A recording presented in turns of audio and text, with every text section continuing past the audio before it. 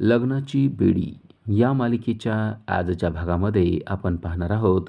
मधू कृष्णाला सांगत आहे, आता ही मुलगी मी तुझ्या ताब्यात देते. या मुलीला घ्यायचं आणि परत तुझं तोंड मला दाखवायचं नाही, कारण मला तुझं तोंड पाहण्याची अजिबात इच्छा नाही आहे. मी माझं सगळं काम पूर्ण केलेलं आहे आणि आता तू आणि गोदा आत्ताच्या आत्ता या मुलीला घेऊन निघून जा. पण तेवढ्यात पोलिसांच्या गाडीचा सायरन जोरजोरात वाजायला लागलेला आहे. पोलीस आपल्या जवळ आलेले आहेत. ही गोष्ट आता मधूच्या लक्षात आलेली आहे. इकडे सिंधू मधूला विचारते, पण ही मुलगी कोण आहे, कुठून आलेली आहे?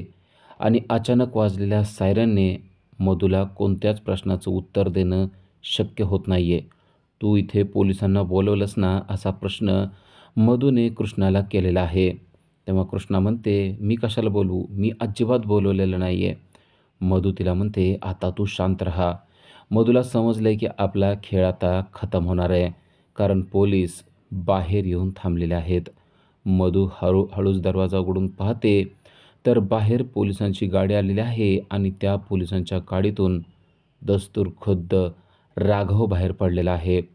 राघवच्या हातात पिस्तूल आहे आणि तो पोलिसांना घेऊन तिथे आलेला आहे. आणि आता थोड्याच वेळात या ठिकाणी मुलांना किडनॅप केलेलं आहे, त्या ठिकाणी आपल्याला जायचं आहे, असं तो पोलिसांना सांगत आहे. मधू पुरती घाबरलेली आहे.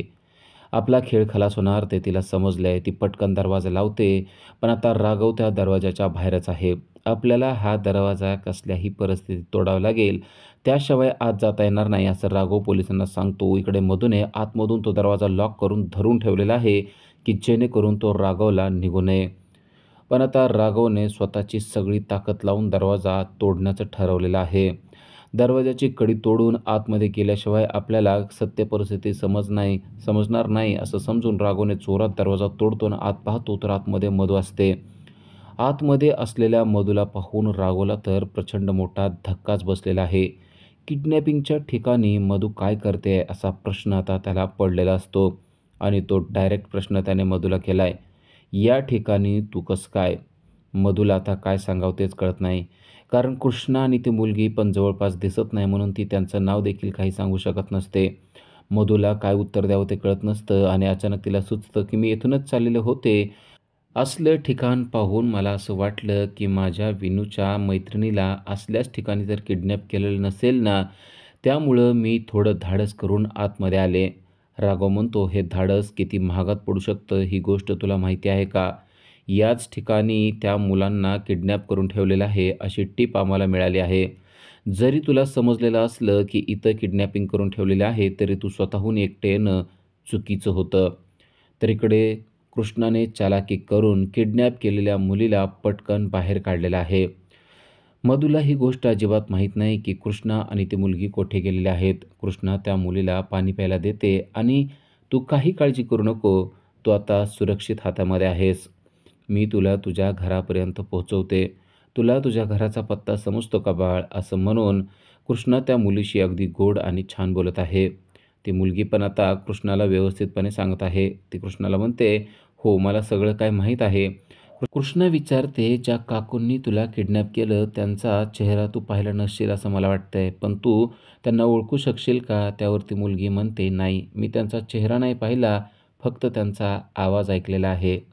तर इकडे राघव मधूला सांगतोय, की तुझं इथं असणं हे सुरक्षित नाही आहे, कारण या ठिकाणी कोणी असू शकतं.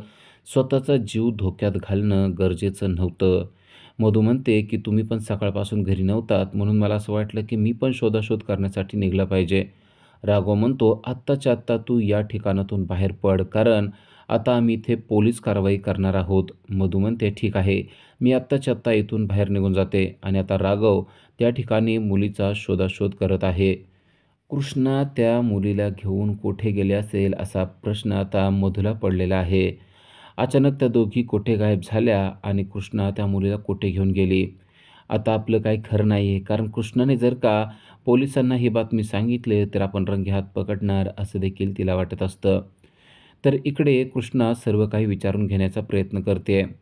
तुला त्या व्यक्तीचा चेहरा आठवत नसेल, आवाज आठवतोय, पण तो आवाज तो अगोदर ऐकलेला होता का? तेव्हा ती म्हणते, नाही. आता कृष्णा विचारते, हा फोटो तू पाहिला आहे का? असं म्हणून तिने सावीचा फोटो त्या व्यक्तीला म्हणजेच त्या मुलीला दाखवलेलं आहे आणि त्या मुलीला म्हणते, की "या मुलीला तुमच्याबरोबर किडनॅप केलेलं होतं का?" तेव्हा ती मुलगी म्हणते, की "नाही, या मुलीचा चेहरा मी पाहिलेला नाही आहे." तेव्हा कृष्णाला समजतं, की सावीला किडनॅप करून ठेवलेलं नाही आहे.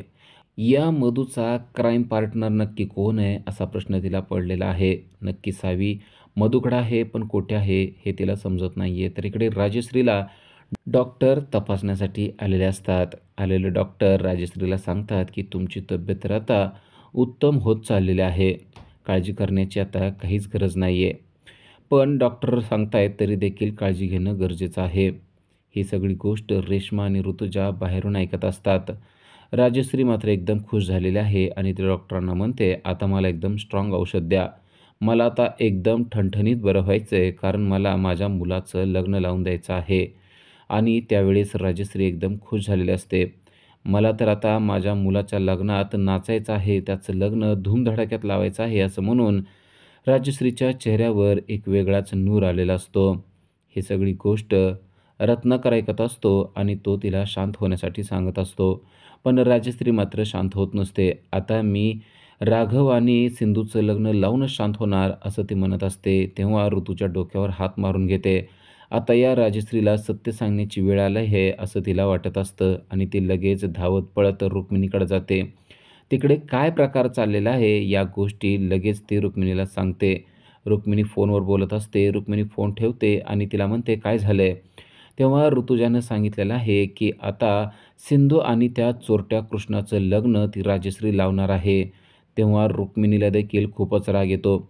त्या चोरट्या मुलीचं लग्न मी राघवशी अजिबात होऊ देणार नाही. ती आपल्या तोलामोलाची नाही आहे. काही जरी झालं तरी हे लग्न होणार नाही, असा लगेच तिनं फर्मान सोडलेलं असतं. तेव्हा ऋतुजा म्हणते, "अगदी बरोबर. मला देखील हेच वाटतं. ती आपल्या तोलामोलाची नाही आहे आणि त्यामुळे तिचं लग्न राघवशी होणं चुकीचं आहे."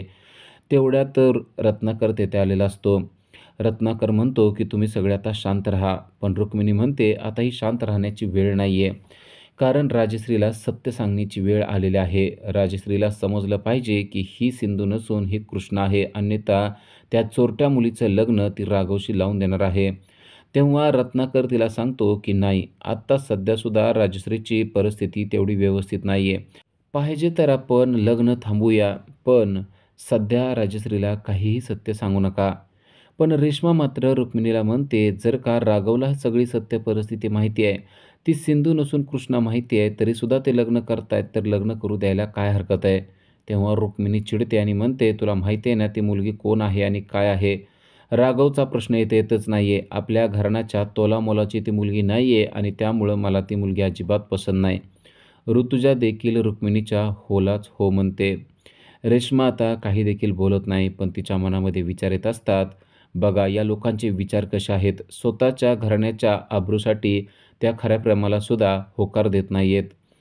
तर इकडे आता कृष्णा घरी आलेले आहे. कृष्णा पुन्हा घरी आलेले पाहून मधूला मात्र खूपच राग आलेला आहे. "मी तुला सांगितलं होतं ना, परत तुझं तोंड मला दाखवू नको.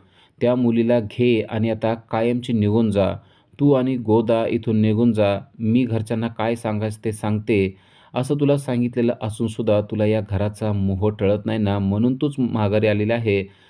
असं चिडलेली मधू कृष्णाला बोलत असते. "तुला आता या घरातून निघूच वाटत नाही वाटतं. तुझा पाय निघत नाही आहे. मी तुझं काम केलं आणि तू माझ्याशी गद्दारी करत आहेस. तू जर माझ्याशी गद्दारी करत असशील तर माझ्या इतकं वाईट कोणी नाही, ही गोष्ट लक्षात ठेव. तुला ती मुलगी पाहिजे होती, तशी मुलगी मी तुझ्या ताब्यात दिलेली होती आणि तू तिथून कायमचं निघून जायला पाहिजे होतंस. तरी देखील तू आता त्या मुलीला कुठे ठेवून आली आहेस माहीत नाही. पण आता परत एकदा तू या घरामध्ये माघारी आली आहेस म्हणजे तुला या घरातून जायचंच नाही आहे, ही गोष्ट खरी आहे." इतकं काही मधूने बोलून घेतलेलं असतं. तेव्हा चिडलेली कृष्णा तिचा हात झटकून सणसणीत थोबाडीत ठेवून देते. कृष्णाने मोठा आवाज मधूच्या कानाखाली काढलेला आहे. मधू मात्र अचानक झालेल्या या प्रसंगाने घाबरून गेलेले आहे. आपल्याला कोणतरी थोबाडीत देऊ शकतं या गोष्टीपासून अनभिज्ञ मधू आता एकदम चकित झालेली आहे आणि कृष्णा तिचा हात झटकून म्हणते, "तुला आपण काय येडं वाटतो का? तू कुठलीही मुलगी आपल्या गळ्यामध्ये मारशील आणि आपण त्या मुलीला घेऊन निघून जाईल असं तुला वाटतं का? तू आपली वाट लावायची ठरवलेली होती हे आपल्या लक्षात येणार नाही असं तुला वाटतंय का?" ती मुलगी कोण होती ते मला सांग आणि त्या मुलीला तू कुठून आणलं होतं ते मला सांग. तुला काय वाटतंय? तू काहीही करशील, तू कुठल्याही प्लॅनमध्ये आपल्याला अडकवशील आणि कायमचं आपल्याला जेलमध्ये टाकशील. खरं तर तू जेलमध्ये जायला पाहिजे कारण तू जे काही केलेलं आहेस ना, ते सगळं काही मला माहिती आहे." मधू म्हणते, "मी काय केलेलं आहे?"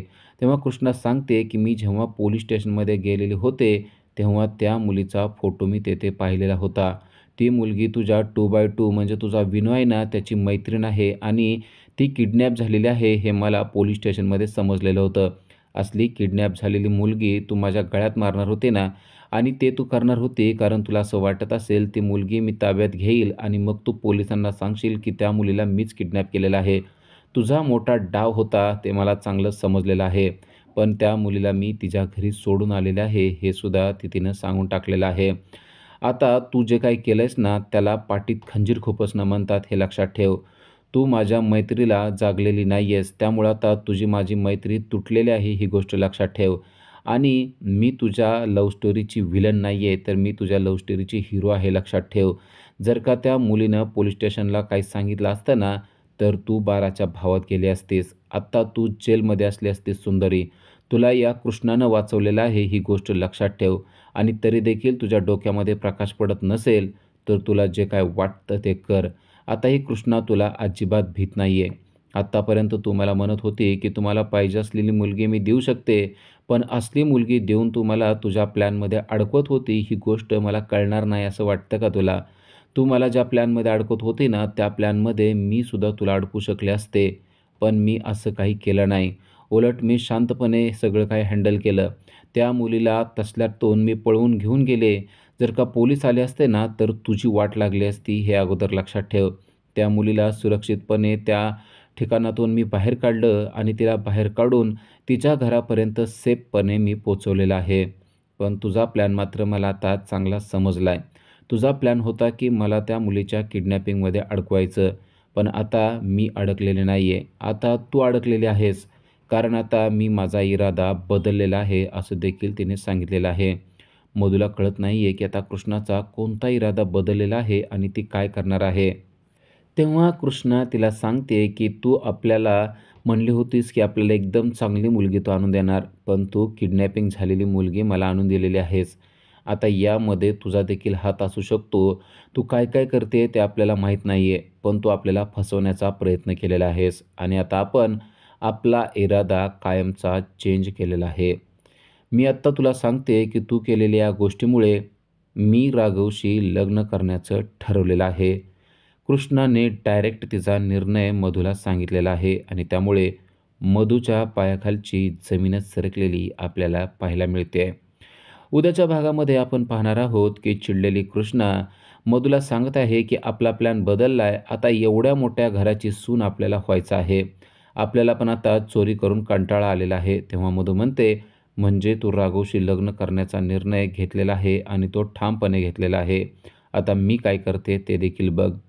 त्यानंतर आपल्याला पाहायला मिळतं, की राघव आलेला आहे आणि तो कृष्णाला विचारतोय, "पोलीस स्टेशनमध्ये आपण बोलत होतो आणि ते आपण बोलत असताना अचानक तू कुठे गायब झाली?"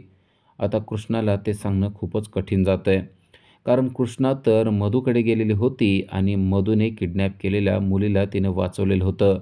आता मधूचं पितळ उघडं पाडेल का कृष्णा आणि मधू काय-काय करत होती ते राघवला सांगेल का आणि राघवचा त्या गोष्टीवर विश्वास बसेल का? ते आपल्याला पुढील भागामध्येच पाहता येणार आहे. अशाच अपडेटसाठी आजच आमच्या चॅनलला सबस्क्राईब करा. Thank you.